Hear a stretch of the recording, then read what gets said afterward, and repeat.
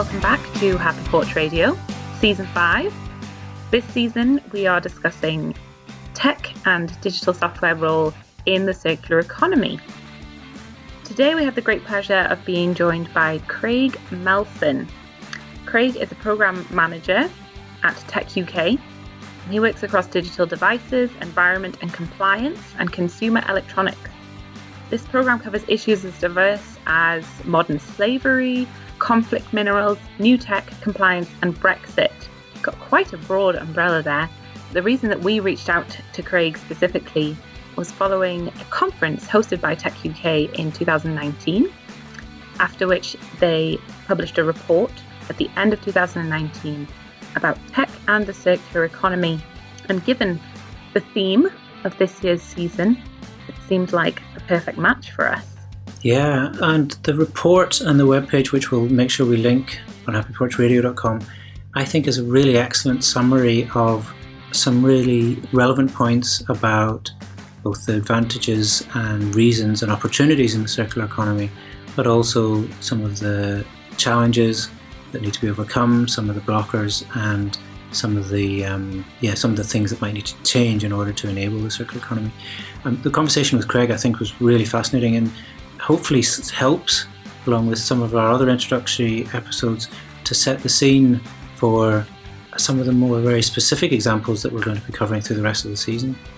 And also as an example of just how broad this topic really is, the amount of things that come up and that Craig was talking about, that we just really saw the tip of the iceberg of some of these issues and opportunities within this topic. It's just so vast that there's a lot that we can really dive into here. Yeah, and it's also interesting. So techUK, for those who are unaware, is a technology membership organisation. It represents the UK, and it's a very broad, across the whole technology sector, membership organisation. And it's really interesting to me that they're looking to play, amongst all their other roles, but looking to play a leading role in the sustainability conversation in the circular economy, both within the technology sector, but also, as Craig described, the opportunity for technology, digital and software, to be enabling and to be a positive part of this circular economy. And really, we talked a lot about this whole concept as that societal cultural transition, that techUK is taking up this role to help the whole process kind of move in that direction. And Craig acknowledges that we are kind of at the beginning of this process, that currently circularity is not the norm for business models and for businesses, but that we are moving in a direction and hopefully that we'll end up where circularity becomes completely the default option for many businesses and specifically within the tech industry. Absolutely. It kind of should be the economy rather than the circular economy. Not to say that circular economy is it's not to say that circular economy is a panacea for every problem we're facing, but it is, I think, a really crucial part of a successful future for all of us. And so without any further ado... it plays an important role. Yeah, absolutely. And so without any further ado, let's meet Craig.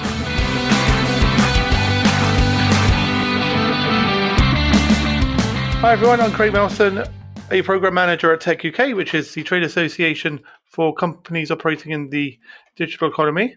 I focus on environment and how tech companies can become not only more sustainable themselves, but help others in their sustainability journeys. Excellent, and welcome to the show. It's really cool to have you here. One of the reasons I reached out to you, Craig, was that at the end of last year, techUK hosted a circular economy conference. And the report that you created and the summary webpage I thought was outstanding. There's a lot of really interesting stuff there. And as you know, this season of our podcast is all about the circular economy and how digital and software in particular can be part of that or be enablers, or what role that plays. So I thought I would start there. Why a circular economy conference? How does that fit with your role in doing it within techUK and the broader umbrella? So this conference specifically looked at sort of a lot of the circular business models and all the regulation and those sort of changing patterns that we're seeing when it comes to tech and the circular economy. And this is a quite key issue for tech companies. we're seeing more and more companies sort of moving and changing their business models to become more circular. We're seeing a lot of work going on in the UK and Europe around regulation and policy. So companies are having to do more of this. And we're also seeing kind of more demand from the end users of products, whether that's a business-to-business environment where sort of circular and reuse models have been fairly well established, to more and more consumers kind of being a bit more demanding of the companies that they use and kind of being a bit more searching in their questions around how they approach resource consumption. So it's been a big part of what we do at techUK. We have a working group around it, and we have a lot of members doing some really interesting stuff in this space. Yeah, that's really interesting. And I'd love to dig into that in more detail. But just one question before we do that. From your own point of view, what has led you personally to the point where you're playing this role with a focus on sustainability and within an organisation like techUK? I mean, techUK is an organisation I've known for a fairly long time. It's kind of had various guises. And what I think is really, really interesting is not only kind of how tech companies can kind of get their own house in order and actually kind of figure out, okay, how can we basically minimize and reduce our resource consumption? But I always find it really interesting, which is kind of how tech can be used to help others do that as well. So how can, by kind of adopting digital sort of solutions, how can sort of using new technologies like, for example, AI and sensor monitoring, IoT, how can you kind of embed those technologies in other kind of perhaps sort of legacy areas and areas that never really thought about it and help them become kind of more sustainable? I just think that element is so fascinating. I couldn't agree more. That's kind of, you've just basically described exactly why we're doing this season of the podcast. I think it's really interesting and tying it together, as you say, kind of walking the talk internally within the industry, within businesses, but even potentially more exciting how, as a sector, as an industry, we can be a part of and an enabler and a multiplier effect on the positive outcomes there. And it makes it easier as well. By adopting digital technologies, you can actually do things that you were not able to do before, especially if you're a smaller company, or if you haven't got the kind of the resource, you can actually basically outsource some of that and actually kind of get the tech to do the heavy lifting. Yeah, it's really interesting. Yeah, powerful, and it sort of ties purpose into work. I think it just brings the whole thing to life. So within techUK, so you said there's a working group, you had this conference. What is techUK's role in this, do you see? So some of it is around sort of the policy and regulation side, so helping our members understand exactly what is required of them and helping them kind of shape and inform how those regulations will look. But the other is around kind of capacity building and sort of sharing knowledge, because obviously we're an association, we have lots of members focusing on this area, whether from the largest big tech manufacturers to software providers to cloud operators, but also to hundreds of startups and smaller companies with kind of doing very specific things. So part of our role as a convening body is to sort of allow for that information sharing and being able to kind of basically bring our members and bring other kind of stakeholders and consultancies and academics and clever people to really show what's going on in the sector and what is possible and how they can actually shift their operations to become more circular. That's kind of traditionally what a trade association really is about that kind of convening and knowledge sharing. And how has the uptake of this been amongst your members? Is there a lot of enthusiasm for it? Or is it, well, I mean, I feel like in lots of industries, there's a feeling of, I understand this is necessary, but I'm worried about X, Y, and Z because at the end of the day, I still need to run my business. I mean, the tech sector is very diverse. You've got everything from, as I mentioned, sort of people making laptops and servers and televisions and games consoles to people doing back-end IT, people doing clever futuristic-y stuff with AI and machine learning. You've got data centers, you've got telecoms networks. So, I mean, where kind of different companies are in their kind of approach to circularity really depends where they are. So the manufacturers have traditionally been very advanced in this because, I mean, objectively, they're the ones who have the highest impact. So one of the statistics that was kind of presented at the conference was if you look at a data center, so essentially where everything is crunched and sort of distributed, 80% of the related emissions are in the manufacturing phase of that technology. So as well as if you can have of the technology in the IT within the data center, so if you can have a reuse and recycling model, you can actually not only cut your resource impacts down, but you can also, and lower your own costs, you can also kind of cut down your emissions. So we're seeing some areas like the manufacturing side being very, very aware of their circularity obligations, and some of that was indeed obligation through various rules and regulations, but some of it is kind of a lot of business drivers as well. I mean, the B2B server market is actually very advanced in this area, things like printers as well. They've been using service models. So rather than buying a product, say, rather than buying a printer for X £1,000s, you lease it on a service contract for multiple years, where you get the kind of all the services and support and all the infrastructure around it. Well, it's just aside from being just here's a box that you sit in the corner that will spit out paper. And we're seeing that kind of take off more widely as well. But we're seeing kind of other areas and other kind of bits of the tech sector coming on board with that. So you're seeing a lot of sort of purpose-driven startups really kind of seeing the circular economy as their business model. And we had some of them present at our conference, and we've had a lot of really interesting discussions with those kind of companies. And from those companies, have you got a favorite one or two examples, or things that you would kind of describe as the most interesting, or the poster childs, or the ones that you're most fascinated by? Yeah, we're not really meant to sort of big up one company over the other, but there's one that is absolutely fantastic called Grey Parrot AI, which basically uses a thing called video recognition, so video pattern. So you can stick a camera in something, and it will tell, and the software behind the camera that's reading the video can tell you what you're looking at. Now, this is being used for all sorts of applications, but what Grey Parrot is doing is going into waste sites and actually, saying like, okay, you have 4 sofas, 5 chairs, whatever. So making people more aware was actually in like tips and refuse centers and stuff, so that can be refurbished, things like that. I think from a business model, another one we had presented at our conference was Sky.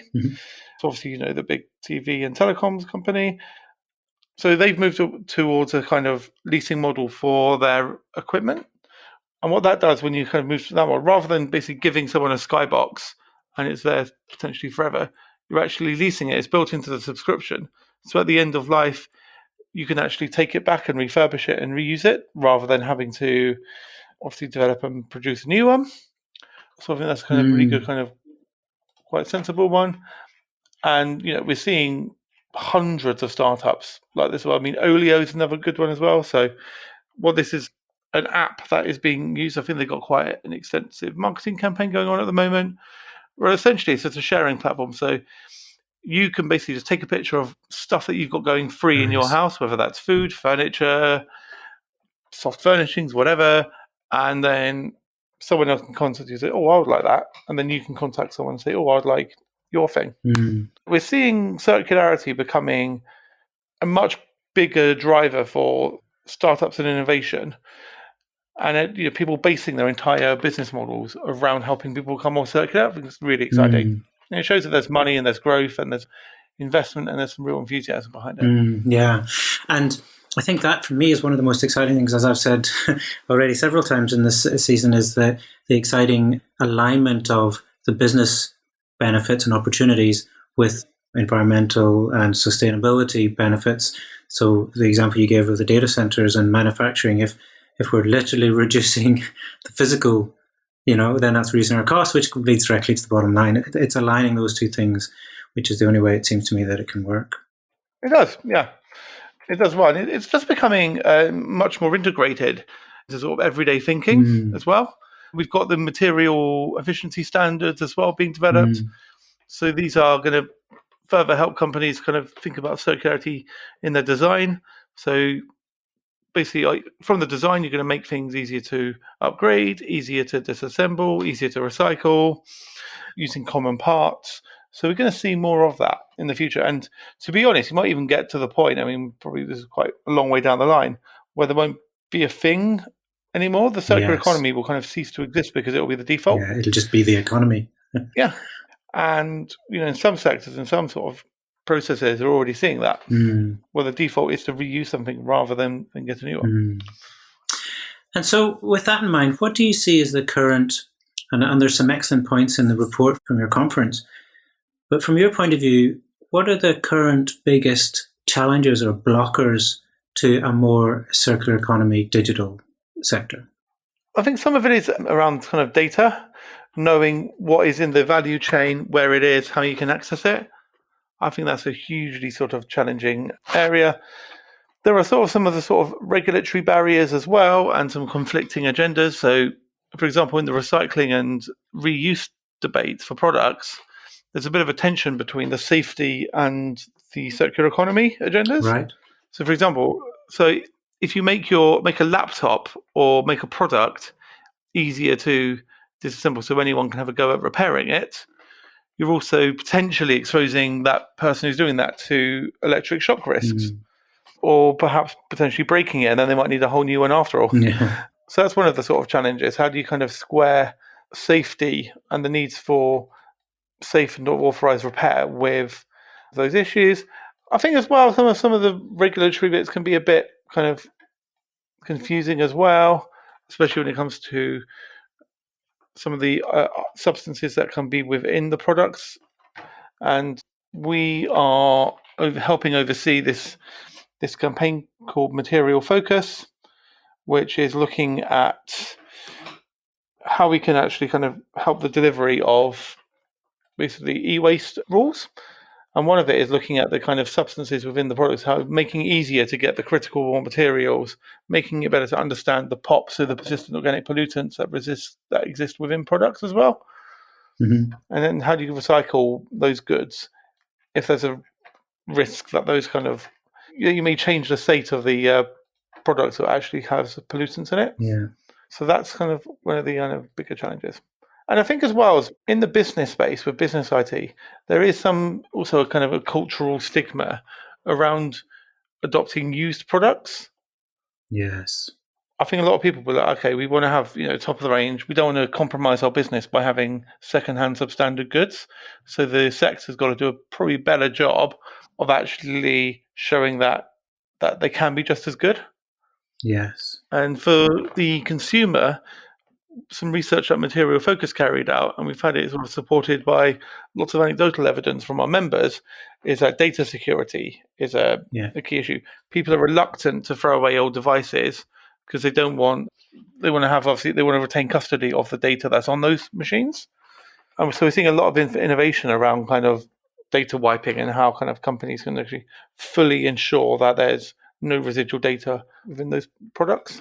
It's really interesting there, the several broad themes there, which I think is really interesting. That to me is, those challenges are also the opportunities to steal a truism. But the point there, you're like, of the sort of practical considerations of like, we don't have the data, we don't have visibility into our supply chain, we don't have understanding or the knowledge, versus the policy, which is a broader, there's, as you said, manufacturers have some of them, they have requirements that they need to meet, and maybe and I think it was a point that came out of your very excellent report, that kind of policy is needed.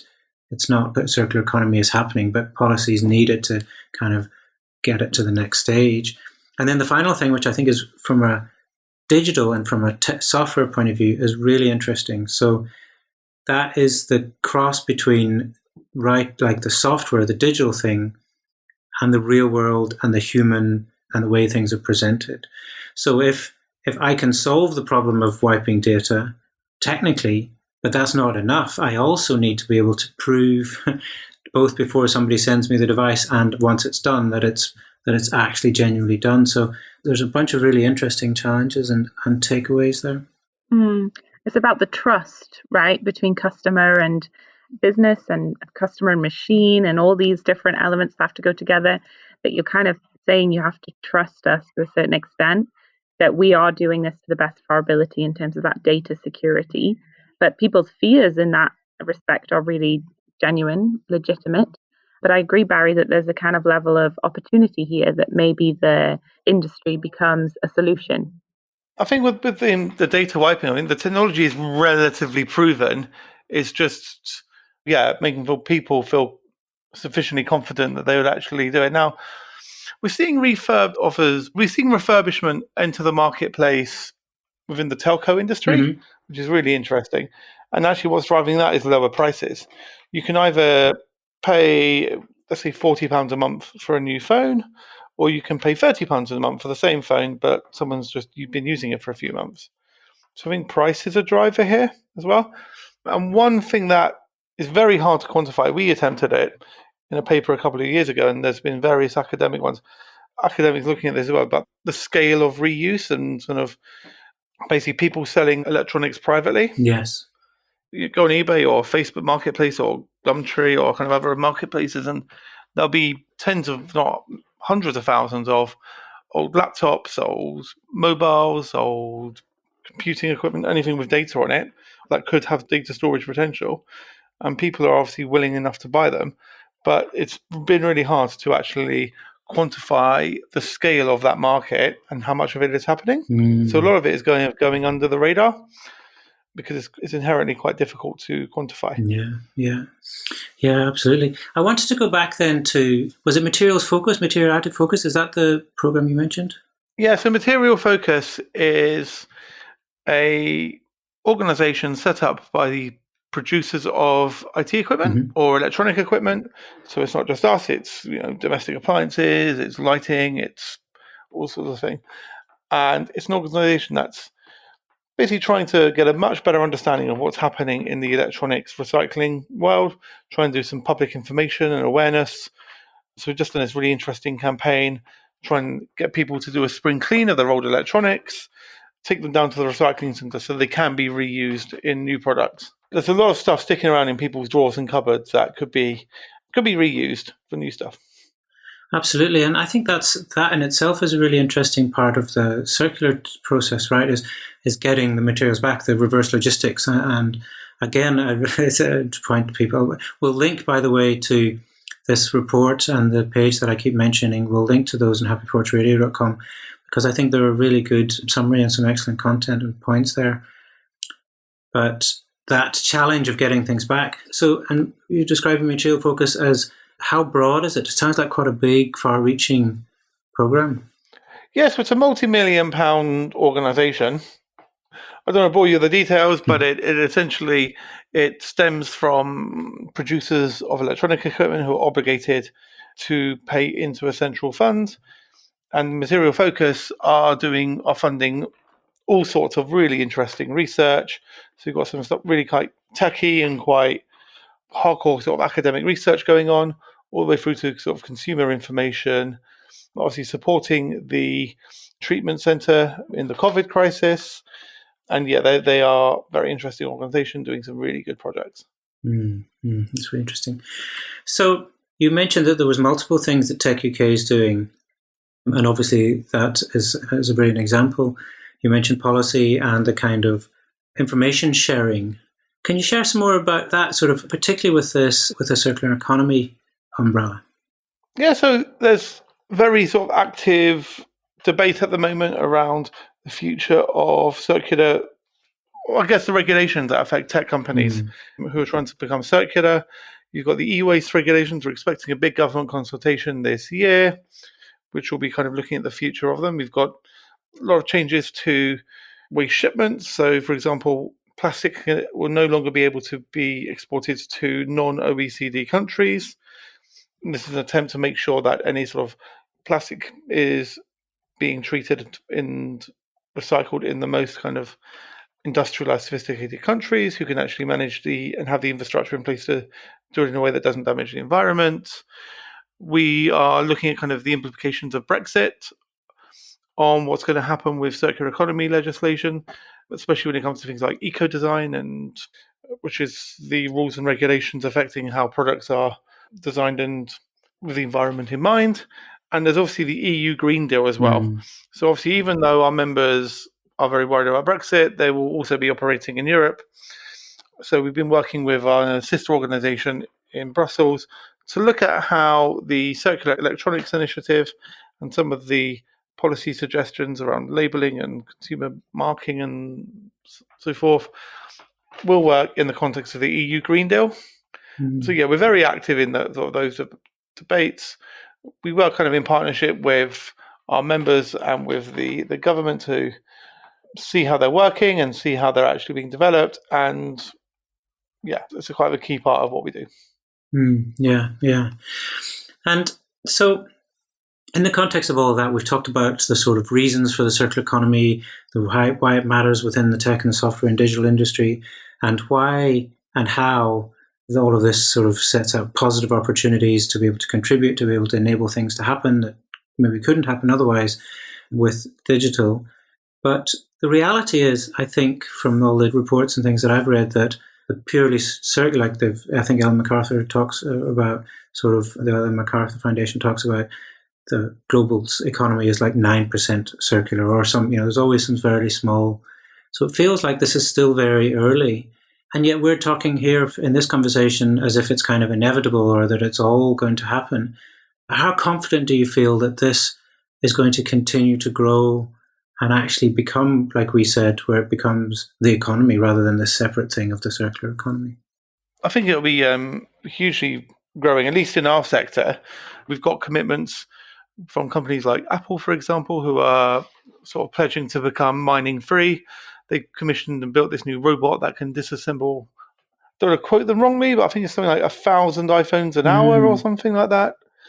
We're seeing a lot of work. There's a lot of business opportunity. And as, say, other sectors, whether that's fashion, whether that's food and drink, whether that's retail, as they try to become more circular, there's a huge opportunity for sort of data-driven companies, the UK kind of startup and scale-up scene, and digital companies to kind of offer their services and develop solutions that can help them do that, whether that's in asset tracking, electronic waste tracking, which is going to become mandatory, whether it's around kind of smarter supply chain stuff, supply chain transparency, so knowing where things are. That can't be done without technology such as the Internet of Things and sort of remote sensing and having sort of cloud and data analytics built on the back of that.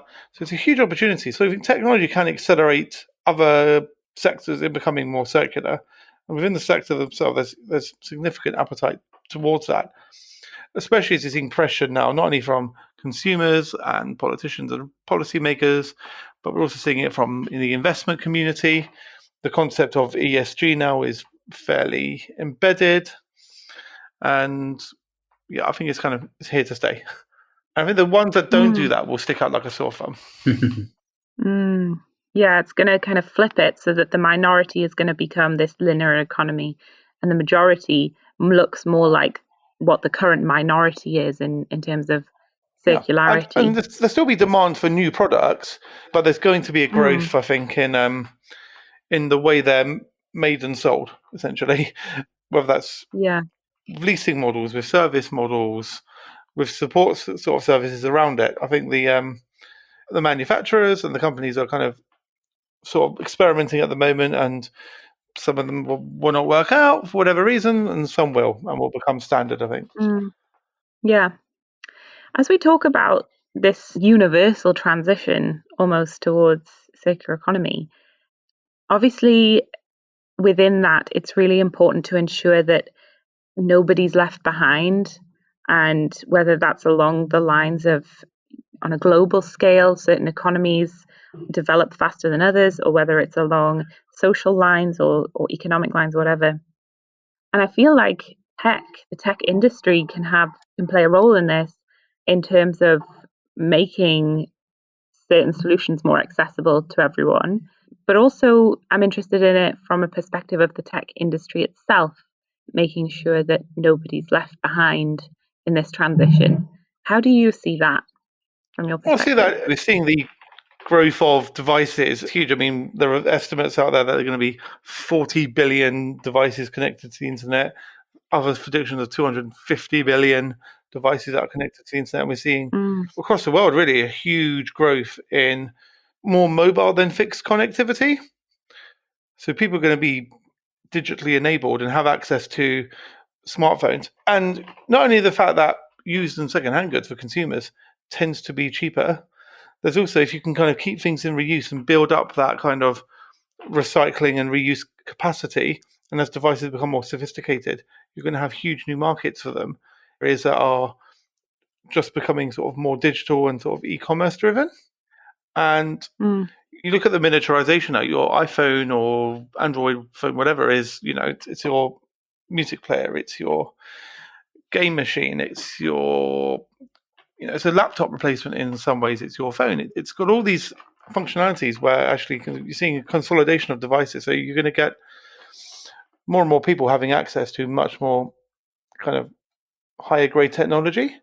So I think that's sort of a huge opportunity, especially in the developing world. And then you see things like what it can enable. So microfinance, you're looking at new kind of financial inclusion technologies. You're seeing digital identity. So people can move across borders and access services, but without having the need for restrictive passport. So we're seeing your smartphone and your sort of personal IT becoming your gateway to so much now. And this is happening much more accelerated rate in the developing world than in the industrialized world. Yeah, and I obviously as techUK, I understand that your focus is the UK, but I noticed in the report that there's lots of examples from various parts of the world of different ways of dealing with. For instance, there was an example about recycling model in Japan that focuses more on value over volume and other such sort of things. So it feels like there's pockets of these ideas popping up around the world, and it's not necessarily that Europe or the UK is going to lead the way in this, that there can be diversity of ideas and solutions from the offset sort of thing. Yeah, I mean, even though obviously with techUK, a massive chunk of our members and the ones who are probably most advanced in this area are all kind of global companies. So with headquarters in not only the UK or Europe, but Japan, South Korea, the United States. And that inherently means you do get the best practice from across the world. And yeah, you're right. You're seeing new models popping up all over the place. And I mean, part of our job is to see what we can do to kind of consolidate and see what works and what doesn't work. So, for example, we've seen that with approach to regulation. So with extended producer responsibility, we've been sort of mapping what is working and what isn't working globally. And we're seeing that with supply chain as well. So we are seeing a kind of global approach. Now, obviously, it makes sense for us if it's harmonized, but making sure there's access to good ideas and access to services, is important. Yeah, that makes complete sense. Yeah. Go ahead, Emily. So how about within the tech industry itself, in terms of this idea of diversity and inclusivity? Have you seen kind of a rise in those? You mentioned at the beginning of the episode that people within your community are coming from all different sizes of organization, from all different kind of angles of looking at this problem. Do you think that as an industry, the diversity is growing? Yeah, we're seeing that. You said there's a kind of entire work stream in techUK around kind of what we can do to improve that sort of diversity, whether that's around the pay gap reporting. There's work going on around how do you get returners and sort of working mothers back into the workplace. Yeah, and every company has kind of taken this very much on board and has got schemes in place. In fact, just the other day, I think we were talking about the importance of apprenticeships and skills being open to the widest possible number of people, and that there are no barriers to entry. And we discussed that with the minister on I think on another podcast. So yeah, it's an absolute, and our president is kind of made this a very, very, very sort of key priority for the organisation. Nice. Yeah, I think it seems like a bit of a tangent from talking about questions of circular economy, but I do think the two kind of go hand in hand when we're talking about this transition, particularly as it is, a huge cultural shift, and we talk a lot about different mindsets and different behavior patterns, etc. So that question of kind of involving everyone and embracing all the diversity that everyone can offer, especially in an industry like tech, where we're talking so much about the opportunities that are available and the potential that lies here in this transition. It's really exciting, and it's good to hear that so many people are getting involved in that. It is. I mean, it may seem disconnected, but I guess it's all based around that theme of responsible business. So companies paying a lot more attention and having a lot more of an involvement in the impact that they're having and their response to societal concerns. I mean, it's an absolutely huge. And it's very related because both issues kind of fall into that, as do issues around business and human rights, how the products are used, Of course, yeah. things like emissions and energy reduction. So yeah, and you mentioned the example of when there was that taking materials apart and making sure that people were in safe working conditions. All these kind of things come into the factors that come into play when thinking about this transition. It's all important stuff that has to be taken into account. Indeed, yeah. This whole season is about us exploring this topic and trying to approach all the questions we've touched on there, or at least scratch the surface a little bit. In the future episodes, we'll be talking to some of the people doing some of the examples related to the examples that you gave. And the question I'd like to kind of finish on, if that's okay, Craig, is if you were to give one piece of advice to the listener, and the listener being a web professional or working in an agency or a digital software and service sector, who is looking to maybe explore some of these opportunities that you're describing within the circular economy, what would that advice be? Engage your suppliers. So if you're working in an agency or in a digital setting, engage your suppliers. So whether that's your cloud hosting company or web platforms, just to kind of see what they're doing on this and then make conscious procurement choices around choosing the suppliers that kind of have the best answers to your sustainability questions. I mean, if they don't really know, if they can't point to anything, that's a bit of a red flag. So trying to choose suppliers who can do that. Also try to engage for example, your property suppliers. So if you're in a rented one, so find out what happens to your waste and everything and your materials. And I think the last one as well is look at the technology that you're using yourself, see what can be done to try and get sort of reused or pre-loved or lots of other nice descriptors versions of your equipment. Like, is a bunch of new laptops costing £800 each sufficient, or if you can secure that sort of elsewhere. So that's kind of some of the sort of key ones as well.